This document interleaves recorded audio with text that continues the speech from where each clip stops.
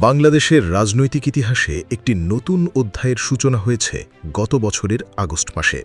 দীর্ঘ ১.৫ দশকের শাসনের পর শেখ হাসিনার নেতৃত্বাধীন আওয়ামী লীগ সরকারের পতন ঘটেছে ছাত্র জনতার ঐতিহাসিক গণ অভ্যুত্থানের মাধ্যমে। কিন্তু সরকারের পতন মানেই কি সেই দলের রাজনৈতিক সংস্কৃতির পরিবর্তন? সাম্প্রতিক সময়ে যুক্তরাজ্যের লন্ডনে ঘটে যাওয়া একটি ঘটনা সেই প্রশ্নের উত্তর অত্যন্ত স্পষ্টভাবে দিয়ে দিয়েছে। এই ঘটনা শুধু একটি রাজনৈতিক সংঘাতের গল্প নয়, এটি একটি দলের নৈতিক দেউলিয়াত্বের, আইনের প্রতি অবজ্ঞার এবং গণতন্ত্রের প্রতি চরম অশ্রদ্ধার জীবন্ত দলিল। যুক্তরাজ্যের স্থানীয় সময়ে সোমবার লন্ডনের ইস্ট এন্ড এলাকার ইস্ট লন্ডন মসজিদ সংলগ্ন মায়েদা গ্রিল রেস্টুরেন্টে জাতীয় নাগরিক পার্টির ইউকে অ্যালায়েন্সের আয়োজনে একটি রাজনৈতিক সভা অনুষ্ঠিত হওয়ার কথা ছিল। এই সভায় প্রধান অতিথি হিসেবে উপস্থিত থাকার কথা ছিল এনসিপির দক্ষিণাঞ্চলের মুখ্য সংগঠক এবং তরুণ সংসদ সদস্য হাসনাত আবদুল্লার। এটি ছিল একটি সম্পূর্ণ বৈধ, শান্তিপূর্ণ এবং গণতান্ত্রিক রাজনৈতিক কার্যক্রম। কিন্তু এই সাধারণ সভাটিকে কেন্দ্র করে যা ঘটল তা সারা বিশ্বের বাংলাদেশিদের কাছে এক অভূতপূর্ব এবং লজ্জাজনক অভিজ্ঞতা হয়ে উঠল। হাসনাত আবদুল্লাহ সভাস্থলে পৌঁছনোর আগেই পরিকল্পিতভাবে রেস্টুরেন্টের বাইরে অবস্থান নেন যুক্তরাজ্য প্রবাসী আওয়ামী লীগের নেতাকর্মী এবং তাদের সহযোগী সংগঠনের সদস্যরা। তাদের উদ্দেশ্য ছিল সুস্পষ্ট, যে কোনো মূল্যে এই অনুষ্ঠান পণ্ড করে দেওয়া এবং হাসনাত আবদুল্লাহকে হেনস্থা করা। বাংলাদেশে ক্ষমতায় থাকার সময় যেভাবে বিরোধী দলের সভা সমাবেশ ভেঙে দেওয়া হতো, বিরোধী নেতাকর্মীদের ভয় দেখানো হতো, সেই একই পদ্ধতি তারা প্রয়োগ করতে চেয়েছিল লন্ডনের রাস্তায়। হাসনাত আবদুল্লাহ এবং তার সহযোগীরা যখন পার্ক এলাকায় হাঁটছিলেন, ঠিক তখনই পেছন থেকে আওয়ামী লীগের কর্মীরা তাদের অনুসরণ করতে শুরু করেন। শুরু হয় উস্কানিমূলক বক্তব্য, কটূক্তি এবং বিভিন্ন ধরনের হুমকি-ধামকি। পরিস্থিতি ক্রমশ উত্তপ্ত হতে থাকলে হাসনাত আবদুল্লাহ পাশের একটি রেস্তোরাঁয় সাময়িক আশ্রয় নিতে বাধ্য হন। কিন্তু আওয়ামী লীগের কর্মীরা সেখানেও থামেননি। ঠিক সেই মুহূর্তে ঘটে সেই ঘটনা যা বিশ্বের সামনে তাদের চরিত্র এবং মানসিকতা উন্মোচন করে দিল। হাসনাত আবদুল্লাহ এবং তার সাথে থাকা লোকজনকে লক্ষ্য করে ছুঁড়ে মারা হয় ডিম। সামাজিক যোগাযোগ মাধ্যমে ছড়িয়ে পড়া ভিডিও ফুটেজে স্পষ্ট দেখা যায় এনসিপির কেন্দ্রীয় যুগ্ম আহ্বায়ক এহতেশামুল হকের গায়ে ডিম আঘাত করে। এই ঘটনার পরপরই এহতেশামুল হকের সাথে যুক্তরাজ্য আওয়ামী লীগের দপ্তর সম্পাদক শাহ শামসের তীব্র বাগবিতণ্ডা শুরু হয়, যা এক পর্যায়ে প্রকাশ্য হাতাহাতিতে রূপ নেয়। লন্ডনের রাস্তায় দিনের আলোয় ক্যামেরার সামনে এই ঘটনা ঘটানো হলো। যে শহরে গণতন্ত্র, বাক স্বাধীনতা এবং আইনের শাসন কয়েক শতাব্দী ধরে সুপ্রতিষ্ঠিত, সেই শহরে এই ধরনের কাপুরুষোচিত কার্যক্রম সভ্য দুনিয়ার কাছে এক চরম লজ্জার চিত্র তুলে ধরল। আওয়ামী লীগের নেতাকর্মীরা সম্ভবত ভেবেছিলেন, দেশে যেভাবে ১৫ বছর ধরে পেশি শক্তি ব্যবহার করে বিরোধী মত দমন করা হয়েছে, যুক্তরাজ্যের মাটিতেও তারা একই কায়দায় পার পেয়ে যাবেন। কিন্তু তারা একটি মৌলিক সত্য ভুলে গিয়েছিলেন। যুক্তরাজ্য কোনো আইনবিহীন জনপদ নয়, সেখানে আইন শৃঙ্খলা রক্ষাকারী বাহিনী কোনো রাজনৈতিক দলের মুখাপেক্ষী নয়। ঘটনাস্থলে মুহূর্তের মধ্যেই মোতায়েন হয় বিপুল সংখ্যক পুলিশ। লন্ডন মেট্রোপলিটন পুলিশ পরিস্থিতি নিয়ন্ত্রণে নিতে অত্যন্ত কঠোর অবস্থান গ্রহণ করে এবং সেই বিশৃঙ্খলা ও হামলার ঘটনায় তাৎক্ষণিকভাবে অন্তত ৩ জনকে আটক করে। আটককৃতদের মধ্যে সবচেয়ে উল্লেখযোগ্য নাম হল লন্ডন মহানগর আওয়ামী লীগের যুগ্ম সাধারণ সম্পাদক আফসর খান সাদেক। সামাজিক যোগাযোগ মাধ্যমে ছড়িয়ে পড়া ভিডিও ফুটেজে পুরো বিশ্ব প্রত্যক্ষ করেছে কিভাবে একজন তথাকথিত শীর্ষ আওয়ামী লীগ নেতাকে হাতকড়া পরিয়ে পুলিশের ভ্যানে তোলা হচ্ছে।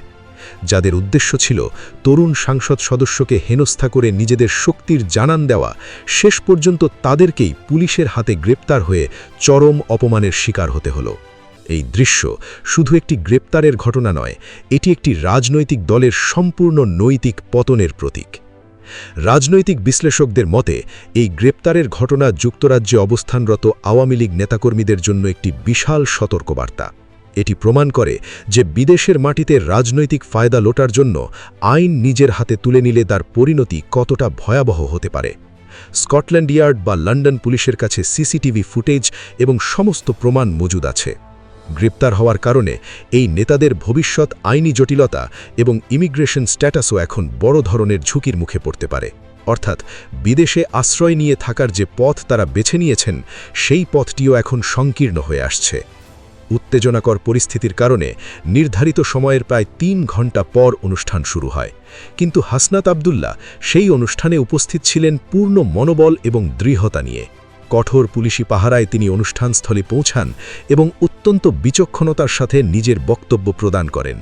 তার এই নির্ভীক উপস্থিতি প্রমাণ করে যে ফ্যাসিবাদের উস্কানি বা ডিম নিক্ষেপের মতো সস্তা কৌশল দিয়ে নতুন বাংলাদেশের তরুণ নেতৃত্বকে কোনোভাবেই দমন করা সম্ভব নয়। তবে পুরো ঘটনার সবচেয়ে মনোযোগ আকর্ষণকারী দিকটি ছিল ডিম নিক্ষেপের পর হাসনাত আবদুল্লার দেওয়ার সেই অভাবনীয় এবং গভীরভাবে তাৎপর্যপূর্ণ প্রতিক্রিয়া। তিনি অত্যন্ত শান্ত এবং স্থির কণ্ঠে বললেন, যারা নিজেরা দৌড়ের উপর পালিয়ে থাকে, নিজেরা লুকিয়ে থাকে, কিন্তু অন্যদেরকে বলে পালানোর জায়গা পাবে না, ঠিক দুনিয়ার সকল প্রান্তের পালিয়ে থাকা এমন লীগদেরকে এই ডিমটা আমি ডেডিকেটেড করছি। তিনি আরও যোগ করলেন, তবে আমরা তো এখন কাঁচা ডিম দেখছি, ওরা এটাকে কাঁচা রাখবে নাকি সিদ্ধ করবে সেটা আমি জানি না। এই মন্তব্যটি নিছক কোনো রসগোল্লা ছিল না, এটি ছিল পতিত স্বৈরাচারের বর্তমান রাজনৈতিক অবস্থার এক নিখুঁত মনস্তাত্ত্বিক বিশ্লেষণ। যে দলের শীর্ষ নেতারা ছাত্র জনতার রোষের মুখে দেশ ছেড়ে পালিয়েছেন, যারা দুনিয়ার আনাচে কানাচে আশ্রয় খুঁজে বেড়াচ্ছেন, তাদের মুখে অন্যের পালানোর জায়গা না পাওয়ার হুমকি দেওয়াটা সত্যি শতকের সেরা রাজনৈতিক কৌতুক ছাড়া আর কিছুই নয়। হাসনাত আবদুল্লাহ সেই ডিমটি উৎসর্গ করার মাধ্যমে ফ্যাসিবাদের সেই অসহায়ত্ব এবং চরম হতাশাকে বিশ্ববাসীর সামনে উপহাসের পাত্রে পরিণত করলেন। সামাজিক যোগাযোগ মাধ্যমে এই বক্তব্য রীতিমতো ঝড় তুলেছে। ঘটনার পর এনসিপি ইউকে অ্যালায়েন্স একটি দৃঢ় বিবৃতি প্রদান করেছে। বিবৃতিতে স্পষ্ট জানানো হয়েছে যে হাসনাত আবদুল্লাহ এবং এহতেশামুল হকের সফরকে কেন্দ্র করে আওয়ামী লীগের কিছু নেতাকর্মী যে বিশৃঙ্খলা এবং উস্কানিমূলক আচরণ করেছে তা সম্পূর্ণ কাপুরুষোচিত এবং পূর্ব পরিকল্পিত। বিবৃতিতে আরও জানানো হয়েছে যে ভয়ভীতি প্রদর্শন এবং অসহিষ্ণুতার রাজনীতি থেকে আওয়ামী লীগ এখনও বেরিয়ে আসতে পারেনি। বাংলাদেশের মানুষ জুলাই বিপ্লবের মাধ্যমে এই ধরনের পেশিশক্তি এবং অগণতান্ত্রিক রাজনৈতিক সংস্কৃতিকে চিরতরে প্রত্যাখ্যান করেছে। লন্ডনের এই ডিম নিক্ষেপ এবং গ্রেপ্তারের ঘটনাকে কেবল একটি বিচ্ছিন্ন সংঘাত হিসেবে দেখার কোনো সুযোগ নেই।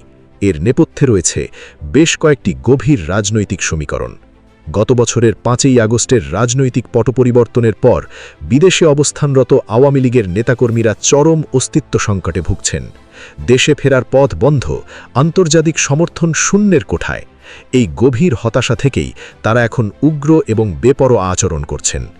ডিম নিক্ষেপ এবং হাতাহাতি কোনো শক্তিশালী রাজনৈতিক দলের কাজ নয়, এটি সেই দলেরই কাজ যাদের রাজনৈতিক যুক্তি এবং জনসমর্থন সম্পূর্ণ তলানিতে এসে ঠেকেছে।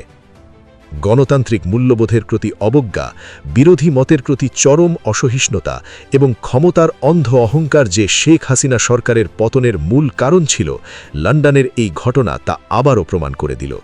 ইতিহাস সাক্ষ্য দেয় যে রাজনৈতিক শক্তি শুধু পেশি বলে টিকে থাকে, জনমতকে উপেক্ষা করে, গণতন্ত্রকে পায়ে মারে, সেই শক্তির পতন অনিবার্য। বাংলাদেশের মানুষ সেই পতন ইতিমধ্যে দেখেছে, আর লন্ডনের রাস্তায় হাতকড়া পড়া আওয়ামী লীগ নেতার সেই ছবি প্রমাণ করে দিল যে দেশে যা ঘটেছে বিদেশেও তার প্রতিধ্বনি হচ্ছে। আইনের শাসন, গণতন্ত্র এবং মানুষের রায়ের কাছে শেষ পর্যন্ত পেশি শক্তির পরাজয় হয়, দেশে হোক বা বিদেশে।